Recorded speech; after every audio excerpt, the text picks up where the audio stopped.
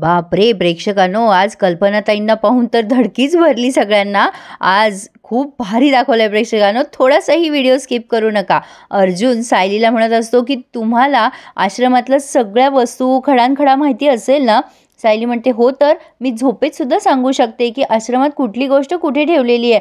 अहो, मी लहानची मोठी झाली आहे तिथे, मला सगळं माहिती आहे. अर्जुन आता सायलीच्या मदतीने ते लेआउट बनवायचा प्रयत्न करत असतो, पण या दोघांमध्ये जरा विरोधाभास दाखवलाय. म्हणजे सायली म्हणत असते, सर पायऱ्यांवरनं एंट्रन्स केलं की उजव्या बाजूला कॉट आहे काकूंचा आणि डाव्या बाजूला मधुभाऊंचा टेबल आहे. आता हे उजवं डावं एवढं कन्फ्युजन होते. अर्जुन म्हणतो, नाही नाही, मी तिथे जाऊन आलो ना, डाव्या बाजूला आहे, उजव्या बाजूला नाही आहे हो. सायली म्हणते, मला माहिती हो सर, मी तिथे लहानची मोठी झाली आहे ना. अर्जुनला तिथलं सगळं चित्र आठवत असतं. बहुधा तरी ते सगळं चेंज केलं असावं असा माझा अंदाज आहे. ही साक्षी चैतन्याला सारखी विचारतीये, की तुम्ही काय प्लॅन केलाय आश्रमात जाण्याचा, काय काय केलंय. चैतन्य नशेमध्ये असतो, तो काहीच बोलत नसतो. तो फक्त म्हणत असतो, काय प्लॅन आहे आमचा, काय प्लॅन आहे, तोच प्रश्न रिपीट करत असतो.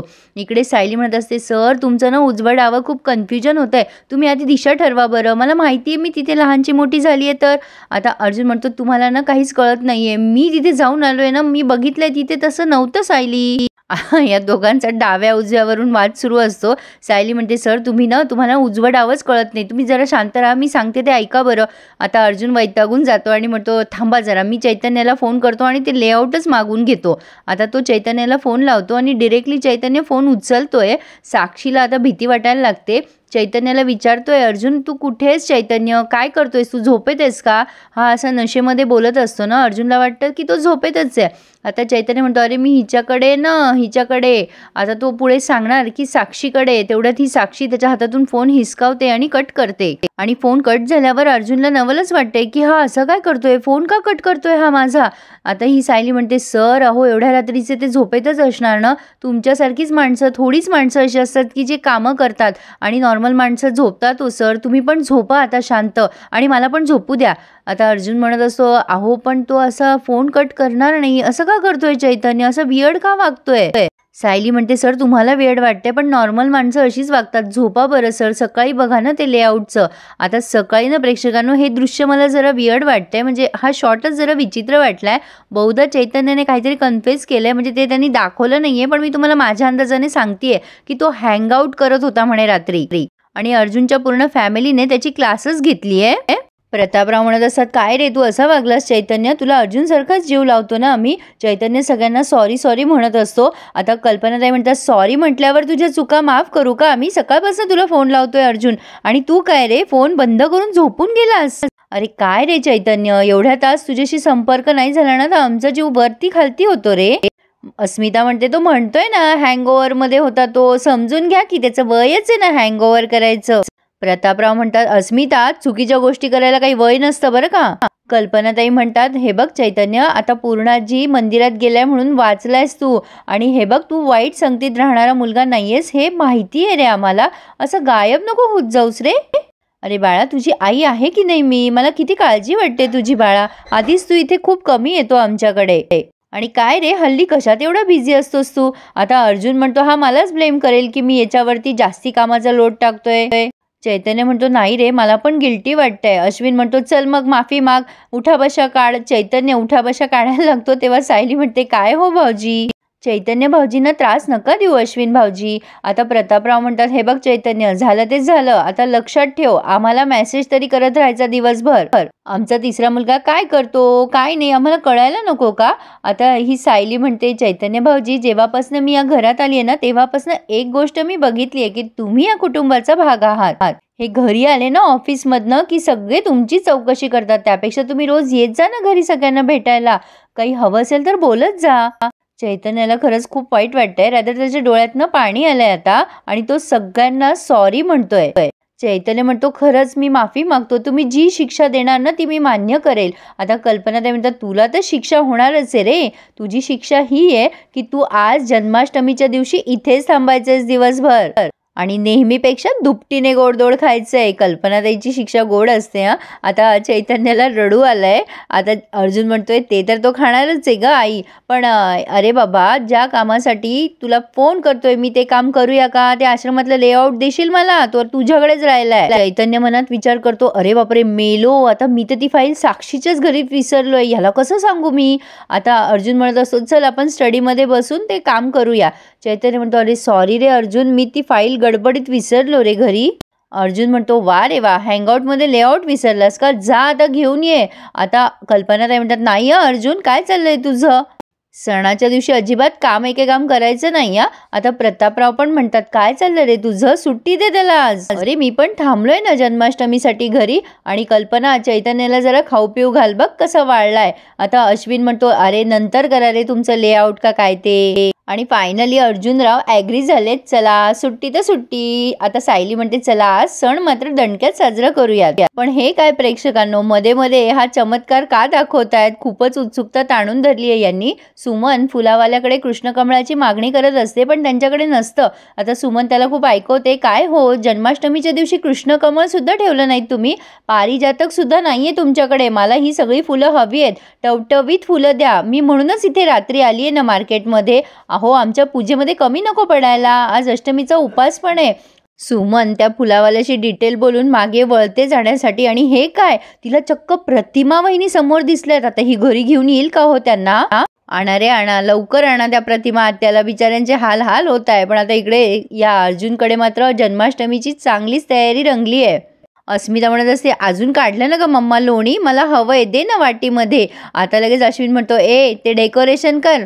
अस्मिता म्हणते मी नाही करणार, तू कर ना तुझं तुझं, कशाला चुगल्या करतोयस माझ्या. पूर्णाजी पण खुश आहेत. पण आता हे प्रतापराव म्हणतात डेकोरेशन छान झालं. अश्विन म्हणतो मी काही नाही केलंय हां डॅड, सगळं डेकोरेशन ना सायली वहिनीने डिझाईन केलंय, आम्ही फक्त फुलं लावतोय.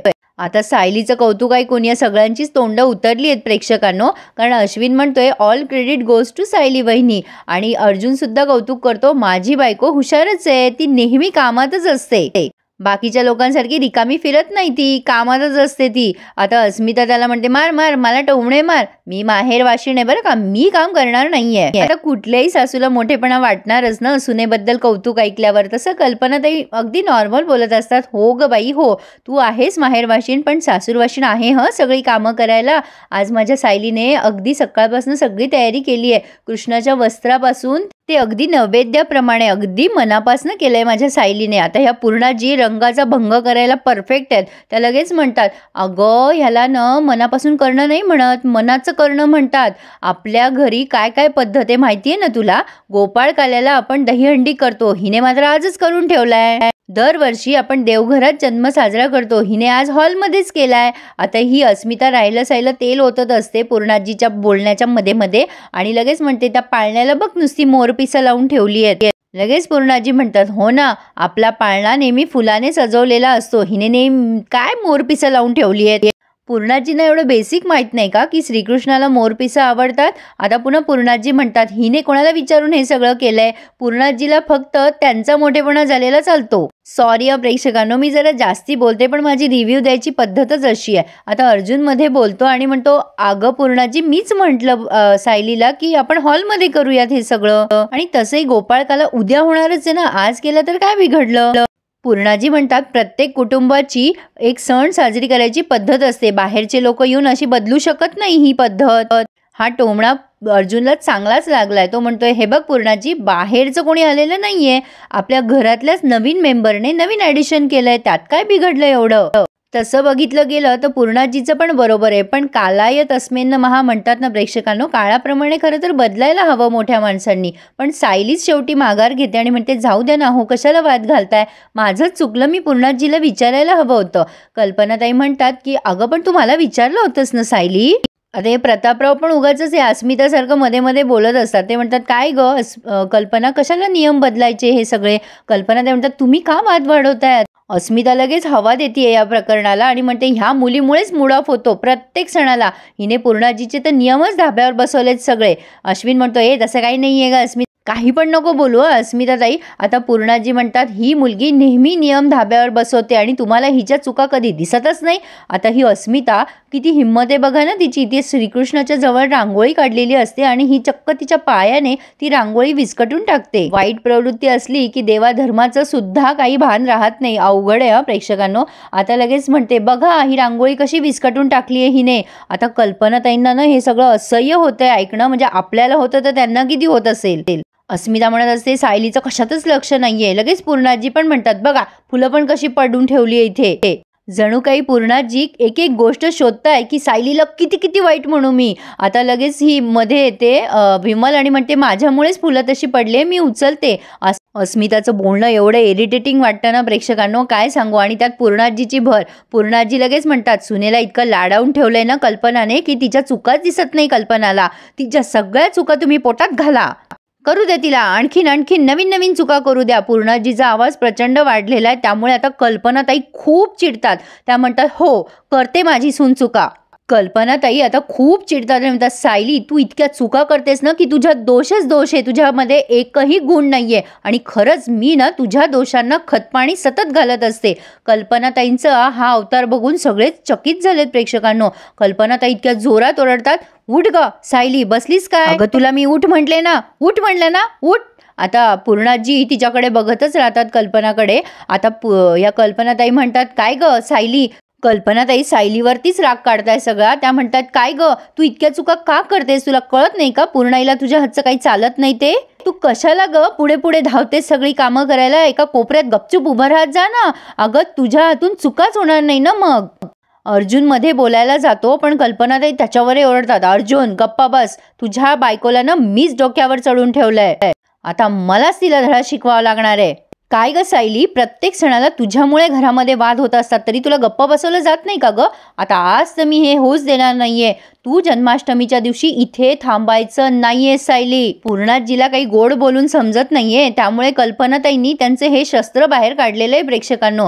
आता सगळेच जण ना कल्पनाताईकडे बघतच राहताय की हे काय चाललंय का आईचं. म्हणजे अर्जुनलाही कळत नाहीये आणि सगळ्यांनी त्यांचे हे रूप बघून म्हणजे टेन्शनच निर्माण झालंय. पण भारी दाखवलंय त्यांनी. आता ही सायली म्हणत असते इथे त्यांनी हा रिव्ह्यू पूर्ण केलाय. सायली म्हणते आई मला थांबू द्या ना मी एका कोपऱ्यात उभी राहील. मी तुमचं सगळं ऐकेल. अर्जुन म्हणतो असतो अगं मम्मा सोड ना तिचा हात. पण कल्पनाताई मात्र तिचा हात घट्ट धरतात आणि चल तुला आता रूममध्येच लॉक करते आणि असं म्हणून सायलीला फरफटत नेताय. आणि हे प्रतापरावनं जरा काय म्हणू असो. आता ते म्हणतात कल्पना काही तिचा निर्णय बदलणार नाहीये. पण आता पूर्णाजीला धडकीच भरली आहे कल्पनाताईचे हे रूप बघून. त्यांना त्यांची चूक कळायला पाहिजे ना प्रेक्षकांनो. प्रत्येक वेळेला सायलीला वाईटच का म्हणावं. तुम्ही चांगल्याला चांगलं म्हणा ना. ठीक आहे तुम्ही कौतुक नका करू पण ॲटलिस्ट वाईट म्हणायचंही काही अधिकार नाहीये ना तुम्हाला. खरं तर सायली सकाळपासून राबत असते यांच्या घरी. ती बायको कमी आणि मोलकरीणच जास्ती वाटते असो पण ती सगळं कौतुकाने करते ह्यात. पण पूर्णाजी एवढ्या मोठ्या असून सुद्धा तिला सतत असं डिस्करेज करत असतात. हे चुकीचं आहे ना प्रेक्षकांनो. ठीक आहे तुम्हाला ती आवडत नाही हरकत नाहीये पण म्हणून असं तिला डिमोटिवेट करायचा अधिकार नाही ना. आता सायलीला लॉक करून ठेवलंय. अस्मिताला म्हणा करा आता सगळे कामं. आता पुढे बघायला मजा येईल प्रेक्षकांनो. बघूयात पूर्णाजीची काय रिॲक्शन आहे यावर. प्रेक्षकांनो मला पूर्णाजीला नाव ठेवायचं नाहीये. त्या ऑफकोर्स मोठ्या आहेत रिस्पेक्टफुल आहेत पण त्यांचा स्वभाव चुकीचा आहे एवढंच मला सांगायचं आहे. तर तुम्हाला रिव्ह्यू कसा वाटला मला नक्की कळवा आणि चॅनलला सबस्क्राईब करायला विसरू नका.